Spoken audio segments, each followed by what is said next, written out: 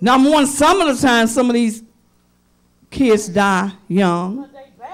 And I'm not even finna say that. That's true, too. I'm going to be honest with you. Sometimes God get them out of here so they won't go to hell. I'm trying to tell y'all. Y'all just don't realize how good God is. God is good. God is good. So they won't have to go through this. Don't never question what God does. Just accept it. Because he said, you don't know what God is doing. It seems cold sometimes. You don't know what God is doing. You really don't. You don't know what God is doing. And people have problems with this. I don't know about y'all. I don't know about that God. Because things happen. Things are going to happen. Life itself. And then we have children that are bad. I'm going to tell you, and I'm going to tell you one more time. And this is getting worse and worse. And we got a lot of teenagers and young folks this morning. I want y'all to hear me. The Bible declares a child that curses his father and his mother, you will not live out your days. A child. The reason our young folks are dying, they're disobedient. You will fight your parents. You talk back to your parents. The Bible says you will not. The Bible don't lie. He said you will not live out your days. Teenagers, come to yourself. That's not cool. Talking back to your parents. Being nasty and ugly to them. I don't care who your parents are. You might have some bad parents. That's your mama and that's your daddy. Don't curse your mama. Don't curse your daddy. Don't buck up at your mama. Don't buck up at them. You will not. The Bible don't lie. Why are our children getting shot down in the street? There is no respect. Young folks, respect. And I'm going to be, father and mother, I'm going to be, you need to respect all grown folks. No child. You ain't no child in here. None of you teenagers got no business rolling your eyes, sticking your lip out, looking ugly at no grown person in here. Y'all need to stay in y'all places. That's the reason things happening to y'all. Y'all coming out of y'all places. Y'all got attitudes from hell. Y'all got attitudes from hell. And y'all paying for it. I'm telling y'all. I'm trying to stop some things from happening, children.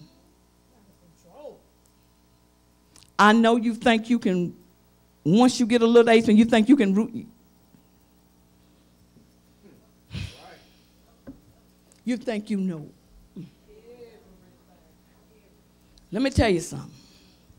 Mama brought you into this world. Where you trying to go, guess what?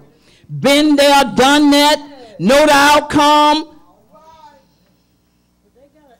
And you look and you say, well, y'all did when y'all was young. That's when we trying to keep you from going through.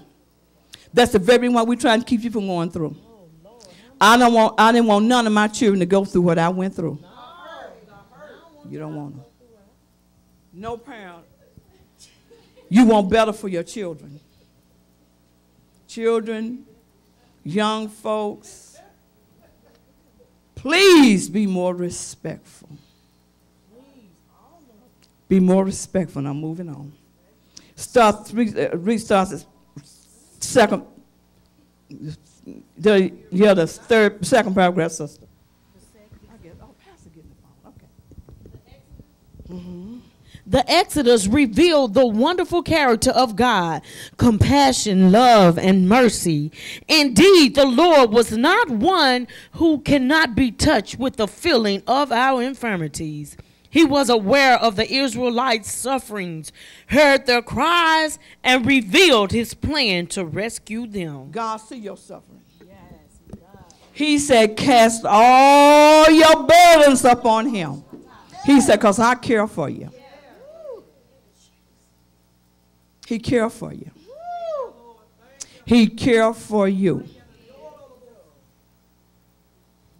He care for you. God know everything you're going through.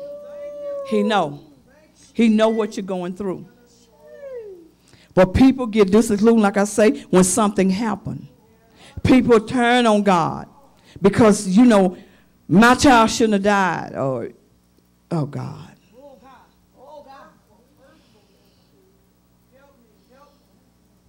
He will take you through it all. He'll take you through it, saints. He will take you through it. There is a reason for everything. There's a reason. Sickness, wait, Lord. I thought, don't give up on God. Keep praising God. You don't know what God is going to do. What happened to us, God does different with us than he does with the world. He say, if you put a difference, I'll put a difference. He said, if you put a difference, he will put a difference. That's why he said, put a difference between righteousness and unrighteousness. If you, and that which is holy and that which is unholy. If you put a difference, God will put a difference. If things do happen to us, he does it different with us. He does it different with us. Because, see, we walk in the supernatural. Supernatural stuff happened to us. By God, supernatural stuff. He's going to let everybody know. I am the God at House of Prayer. Everybody's going to know. Read. The Exodus also revealed God's incredible power over the Egyptian false gods. There are gods many, because we have made gods many.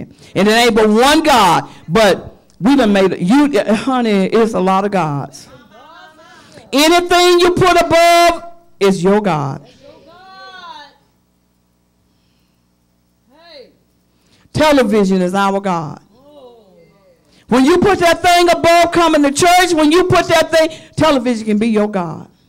What you love most, that's your God. I'm telling y'all, we got some gods. And God said, I am a jealous God. He said, I'm going to show you your false God.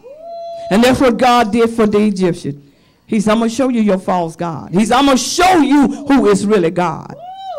God will show you. We got many gods and don't even realize it. You don't even realize it. What you give your most time to, that's your God. You look at television day and night forever. And when it comes time to pray, you might pray 2 minutes. Where you God?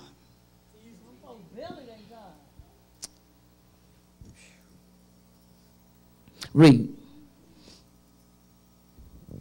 He was in truth the Most High God. In the showdown with the Egyptian deities, God repeatedly proved that he was capable of performing supernatural deeds. God does the supernatural for his people. You remember when they said, well, God, who sinned?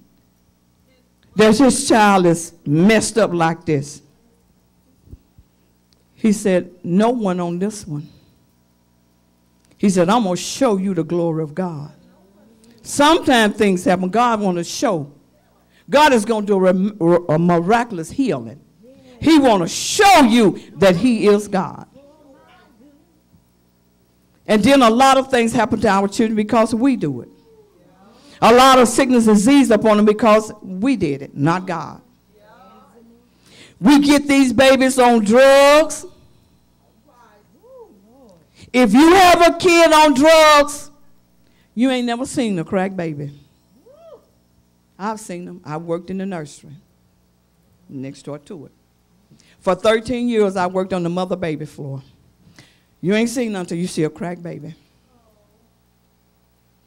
That baby is shaking. The baby don't want formula. The baby's used to cocaine. You ain't seen nothing until you seen the crack baby. They got to get that baby off of them drugs. They are born on drugs. That kid is messed up. And then when stuff happened, you fought God. God didn't